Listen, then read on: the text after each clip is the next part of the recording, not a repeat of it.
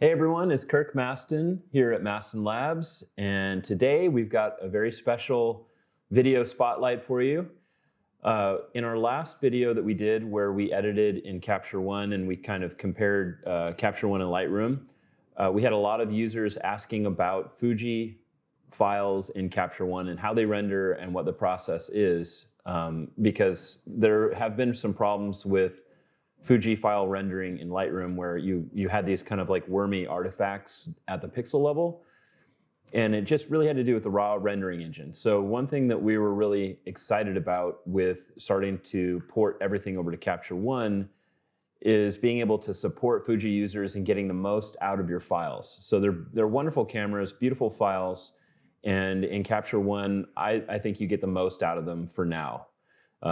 Until possibly Lightroom updates at some point in the future. So I asked the community for a bunch of GFX files. So that's the new amazing Fuji camera, the 50 megapixel wonder. There's a rangefinder version and then a standard version of it. And I also received some X-Trans files from different XT cameras. And I collected them all here. So I'm going to go through the edit with our everyday pack, and you can see how easy it is and what the colors look like and see if this is something that you're interested in, because I think Capture One is an excellent platform if you are a Fuji shooter. So, all right, let's get started. So this photo is by Angie Peralta Photo, and these are all community members, and thank you for sending this in. So the way our presets work, or in this case, they're called styles because we're in Capture One. The way our styles work in Capture One is the same way they work in Lightroom. You start with a film base. So in this case, I'm going to just select Akhtar. And that does most of the dramatic changes in the image. So that's adjusting the color, the tone, the micro contrast, all kinds of things. And then from there, we've got a series of tools that you would use in order underneath that to fine-tune your image. So it is possible to get a one-click edit like this. This was shot, at the right exposure. The color temperature was set correctly in camera, so there's very little I have to do on this image. But if I wanted to, the only other adjustments I would normally do to an image would be to adjust the temperature and the tint and the exposure. So I might actually bring the exposure down just a tiny bit on this image to about there, and then go towards green just a tiny bit with the tint slider. I mean, these are just small adjustments. This image really doesn't need much. If I wanted to, I could also take down the highlights on her shoulder and on her face by using the one of the tone profiles. So there's highlight soft. And what that does is it precisely targets just the highlights in the image without affecting the shadows or the midtones. If I wanted to, I could also bring out some of the shadow areas in her eyes and in her hair using shadow soft instead of highlight soft, or I could work on both highlights and shadows and bring out detail in both using all soft. So that looks really nice. That looks perfect to me. We do have a few other options underneath that. One is lens correction, which corrects the vignetting and distortion in an image. So vignetting is when you have the lens itself causes the edges to be darker than the center. And you also get distortion depending on the type of lens you're using. So in general, the wider the lens, the more distortion. And what lens correction does is that it removes both vignetting and distortion.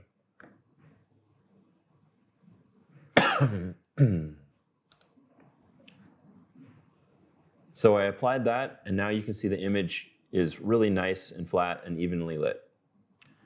The last option in the panel here are our grain options. So we've got 35 millimeter grain and medium format grain. The grain is based on the size of the negative from which it's taken. So 35 millimeter grain comes from a tiny little 35 millimeter frame, and medium format grain in our case comes from a 120 or 220 roll of film shot on a 6:4:5 camera, that aspect ratio. These are a lot of numbers to throw around, but essentially what it means is that the size of the grain on a sheet of film remains constant, but the size of the film you're shooting on changes depending on the format you're shooting in. So if you're shooting a 35mm with a small little frame, the grain is going to appear larger. And if you're shooting with a bigger piece of film in a medium format camera, the grain is going to appear smaller in the final image. And we have both options within all of our Mastin Labs styles and preset packs. So I'm going to use 35mm grain on this image. And I clicked it. And one thing I love about Capture One is the grain. The grain is amazing. It just looks perfect. It looks like actual real film grain. And this is zoomed in at 100%. And this is what 35mm grain looks like. It's nice and evenly distributed. It's random. It's organic. It looks real.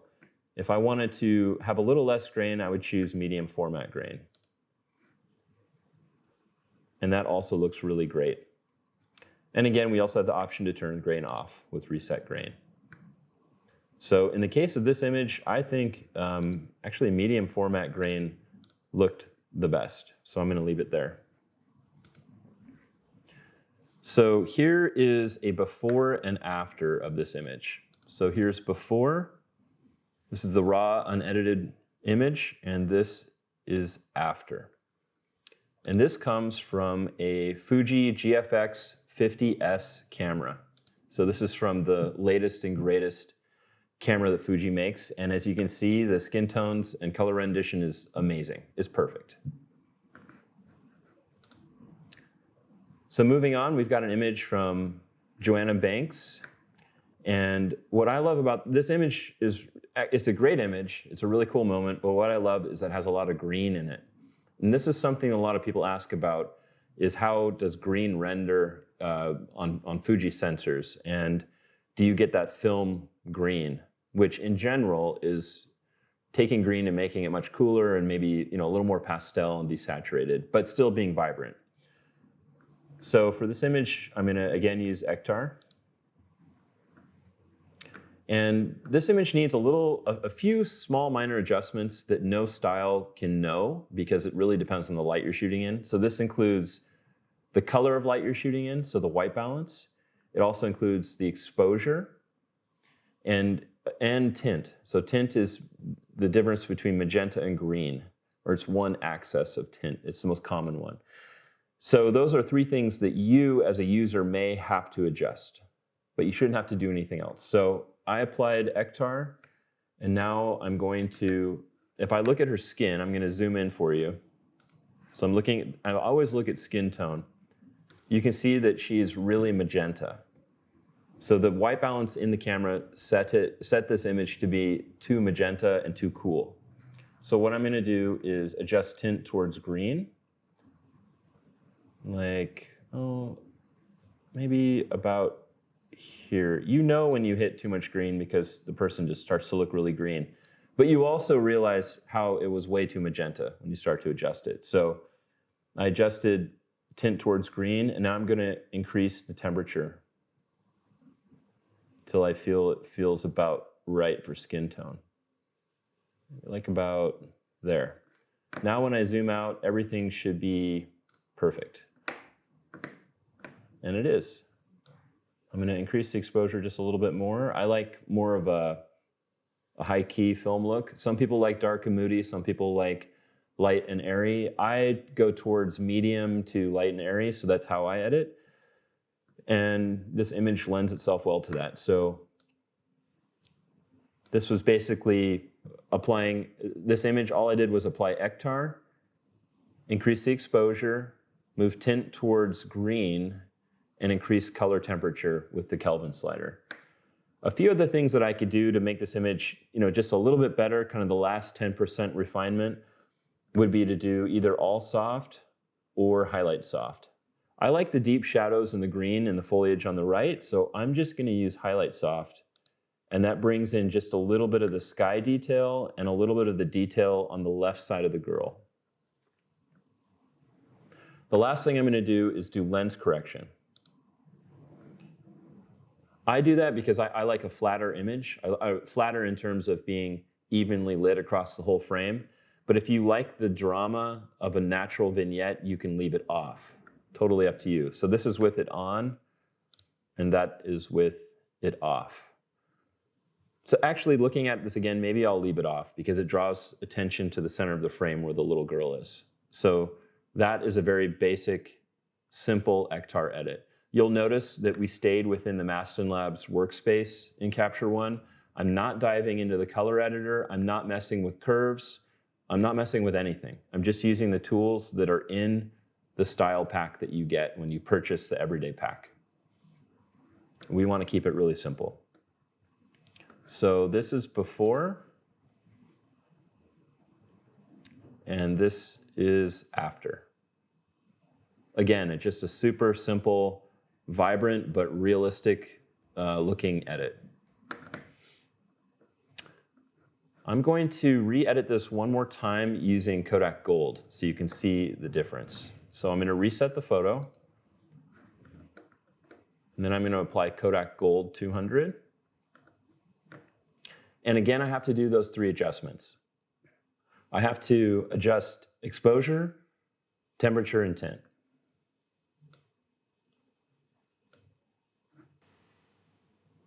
So I adjusted exposure up. Now I'm going to adjust Kelvin, or the color temperature, to be a bit warmer. And then I'm going to reduce the magenta in this photo because it is a lot of magenta. So same steps that I did in the last edit, I'm just doing them in a different order. It doesn't really matter because they all need to be done. So I edit photos all day long. I work on new looks every day, 8 hours a day. So I'm used to just going in any order I need to get it done. You may find an order works best for you. So you could start from the top and work your way down. I find that Kelvin is the easiest thing for people to adjust. So that's the difference between a photo being warm or cool. Most people can see that very well. What's much trickier is understanding tint.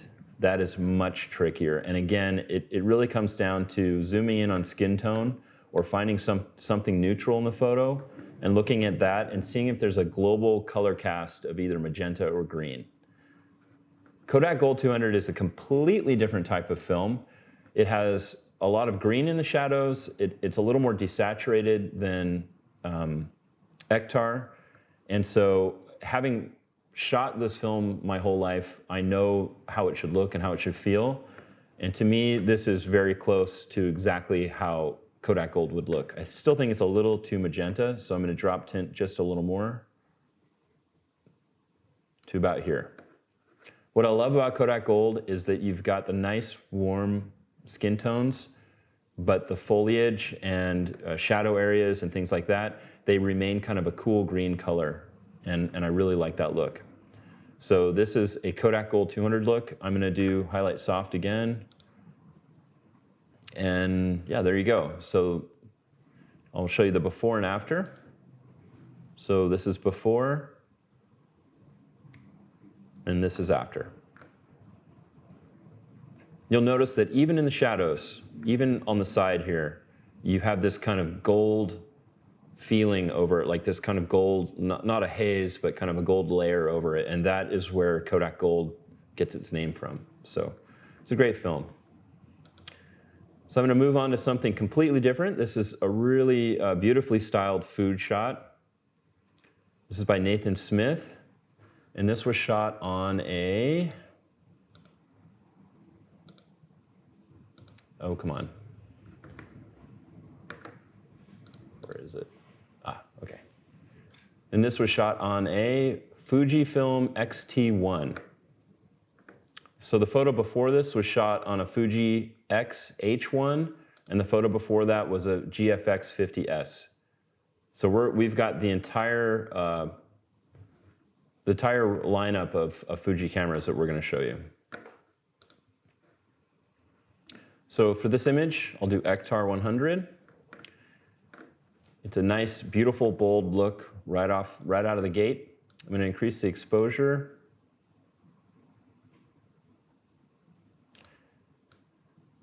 And on this image, I'm going to actually bring the contrast, the global contrast down by doing all soft. And that kind of softens up the whole image. The last thing I'm going to do is increase the temperature just a tiny bit. And I'm going to check to see if lens correction really makes a difference. And on this image, it doesn't make really hardly any difference. It's correcting a little bit of distortion, but that's it. So I may as well just leave it on. It looks good. So this is with Akhtar. And I'm going to show you before and after. So this is before. And that is after. That's just, again, a super fast edit. Akhtar is the most saturated, most vibrant, punchy film, like analog film and style that we make. So it's a great one. It's really, really nice for a lot of things. Okay, moving on down the line. This is from another community member named Otto Mejia. And this one is shot on a GFX 50R camera. So that's one of the newer, really high megapixel, amazing cameras that Fuji makes. So I'm gonna just apply Akhtar 100. You can see immediately that the skin tone is kind of green. So I'm going to adjust tint upwards towards magenta. So even looking at the tint slider, it says -4. So the camera itself decided, probably using auto white balance, that this was the correct tint. And often it is wrong. It is just making a guess. So I'm going to correct towards magenta.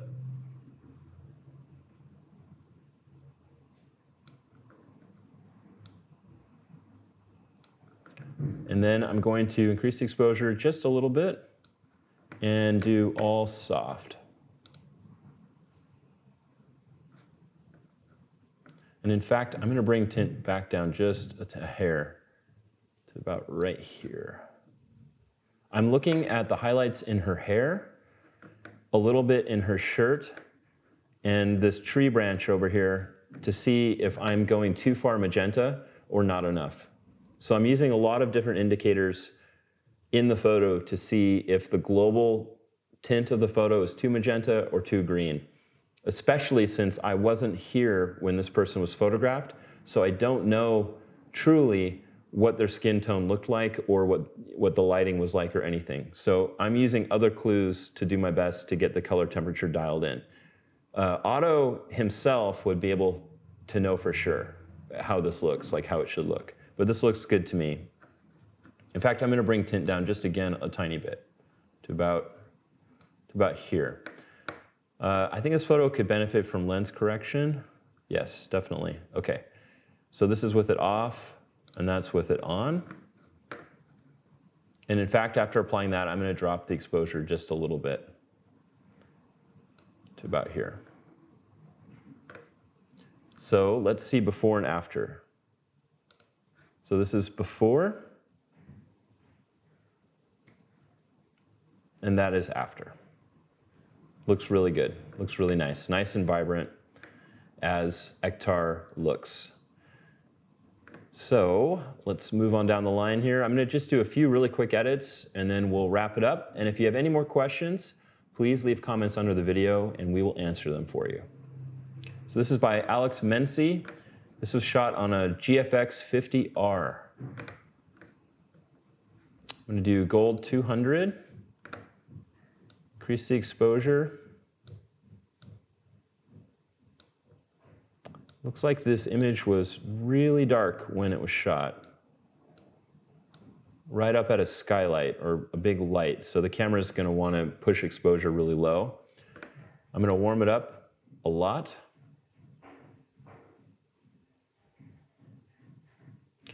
And now I'm going to look at the shadow areas. So I don't know what this building looked like or what color the beams were in the ceiling, but I'm going to go towards more of a neutral color. Right now they're kind of green and gold, so I'm going to actually decrease the Kelvin and I'm going to increase magenta to get more of a neutral color in those beams.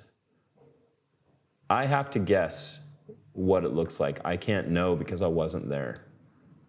If you work with an editor or if you're shooting film and sending it to a lab, they face the same challenges. They're trying to guess what the scene looked like. Only you can know what it was like because you were there. but I'm going to do my best. So that's with Kodak Gold, increased exposure, and some basic temperature and tint adjustments. I'm going to do, I guess all soft. It doesn't make too much of a difference on this photo. And lens correction on. So this is before, and that's after. So thank you, Alex. I think we have time for maybe one more photo.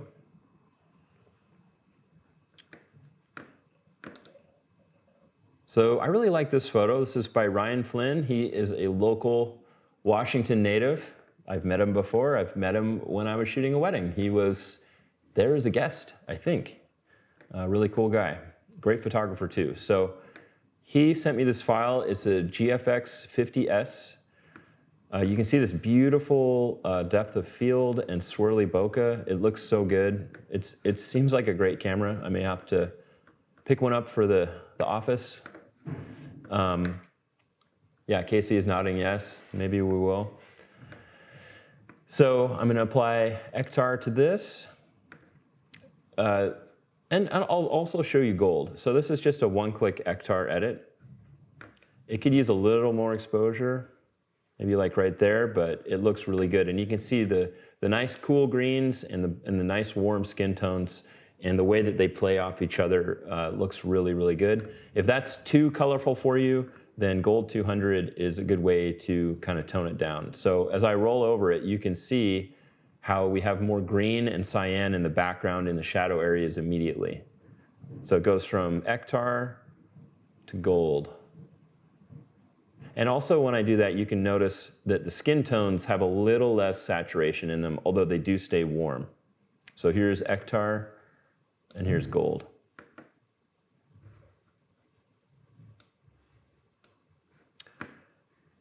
I'm going to go, no, that looks about right. I'm actually going to add a little magenta. I'm looking at his suit, and it looks a little bit green. So just added just a tiny touch of magenta, and I'm actually going to warm it up a little tiny bit. Next thing I'm going to do is do all soft, and let's see what lens correction on. Wow, it is like a different photo with lens correction on. So that's how much the lens needs to be corrected. This happens especially when you're shooting at a really, really wide open aperture. So I'm assuming that this was shot at like 1.4 or 1.8 or whatever the maximum aperture is. Maybe it's f2. I'm not sure on that, on the lenses for the GFX. But the more wide open it is, the more vignetting and distortion you have. And in this case, it's extreme. We go from a photo with this mood to a photo with this mood. Both look really good. They're both completely different images. So it is up to you to decide what you like better. I'm going to leave it lens correction off for now. And I'll show you before and after. So this is Kodak Gold 200 with just some very minor adjustments. And this is the before photo. And that is the after. So I hope you have enjoyed this. It's been really, really fun to see how the Fuji files render in Capture One. The rendering engine is superior, in my opinion. We don't have any of the worminess, again, which is something I mentioned in the beginning, which is where we get this kind of weird rendering of, you know, close-up areas where when I say wormy, it almost looks like worms if you zoom in far enough. We don't have that. We have really nice, smooth transitions between light and shadow in the files, and like 0 grain, unless you want to add it, so I'll add 35mm grain there. But otherwise, there would be 0 grain, and just overall, they look really good. So I hope that's been helpful, and if you have any questions, again, just please leave them in the comments. I'll see you in the community.